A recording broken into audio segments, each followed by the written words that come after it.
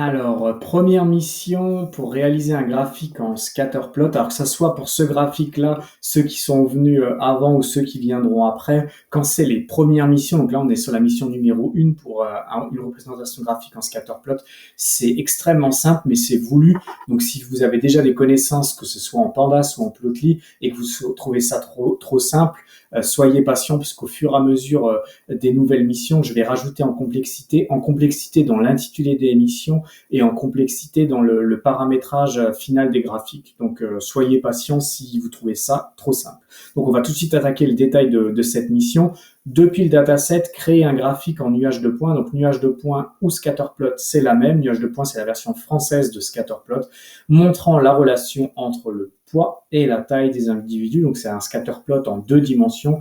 On a 2 variables, la variable poids et la variable taille. On va retrouver ces 2 variables dans le data frame sous forme de colonne, colonne taille et colonne poids, donc très simple.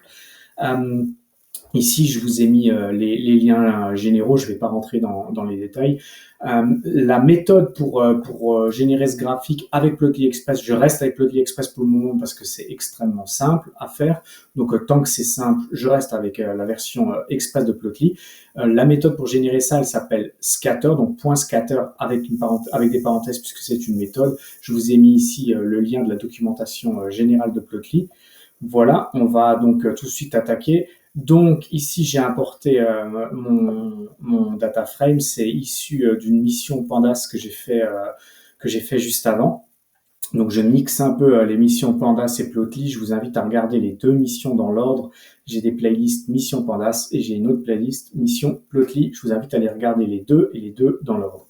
Donc là, j'ai importé le data frame, ça me plaît, donc je vais l'assigner dans une variable que j'appelle df comme data frame. Je relance ma variable df pour avoir une visualisation. J'ai la visualisation ici de mon data frame. C'est avec celui-ci que je vais travailler. Pour faire la visualisation du scatterplot, c'est très simple. J'appelle Plotly Express avec son alias px. Px pourquoi? Parce que je l'avais noté juste plus haut ici. L'alias, la convention pour Plotly Express, c'est px, pour Pandas, c'est pd. Donc j'appelle Plotly Express, puis ensuite j'appelle la méthode pour générer des scatterplots, elle s'appelle .scatter. Il y a 3 paramètres qu'on peut lui rentrer. On peut le faire aussi en seulement 2 paramètres, je vais vous montrer ça après. On va dire la version minimum, elle est ici, soit en 3, soit voire en 2 paramètres. Premier paramètre qui s'appelle data frame, vous lui dites sur quel data frame vous voulez travailler. Moi, je lui dis que c'est df, c'est le nom de mon data frame qui est juste en haut. Et ensuite, je lui dis que sur l'axe des X, je veux ma colonne poids. Donc, j'ai fait un copier-coller de l'intitulé de ma colonne ici. J'aurais pu prendre taille en X et poids en Y ou inversement. Voilà, j'ai choisi de faire comme ça.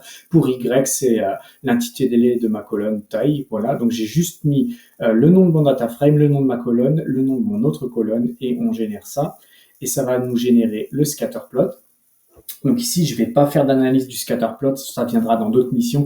Je ne vais pas non plus personnaliser le graphique, ça viendra plus tard. Et donc la version finale, c'est la version que vous voyez juste ici. J'ai juste fait un copier-coller parce que de temps en temps, il y aura plusieurs versions. Là, on est sur une version relativement simple.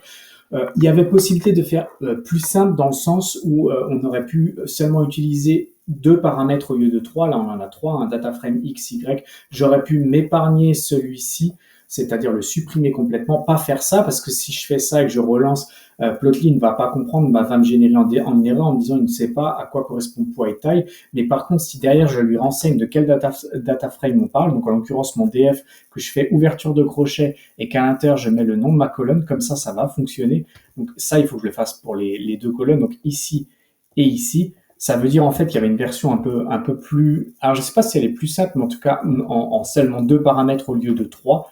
Voilà, je vais le lancer, vous allez voir que ça fonctionne et ça fonctionne exactement de la même manière qu'avant. Donc il y a 2 manières de faire. Soit vous appelez votre data frame et ensuite vous épargnez DF ouverture de crochet, soit vous épargnez le paramètre data frame mais vous devez appeler comme ça.